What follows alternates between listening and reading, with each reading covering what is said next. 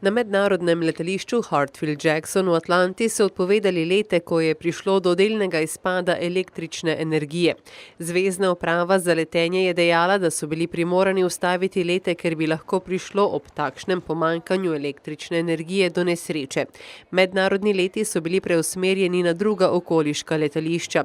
Letalski kontrolni stolp je deloval normalno, odhodi letal so bili prestavljeni, ker ni delovala oprema na terminalih.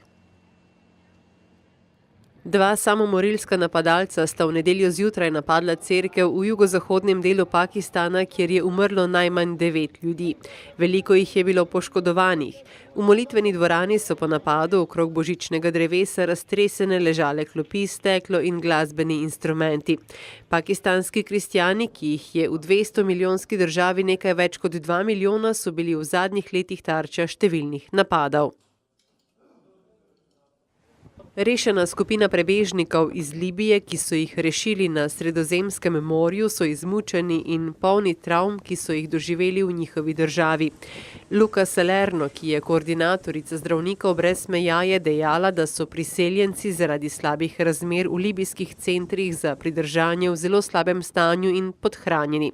Libijske zahodne obale so glavna točka za odhode migrantov, predvsem iz podsaharskih držav, ki želijo pobegniti pred revščino in nasiljem.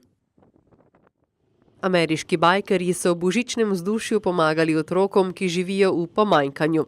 Svoje jeklene konjičke so natovorili z igračami, ki so bila božična darila za otroke, ki so prikrajšani za božično smrečico, pod katero so skrita darila.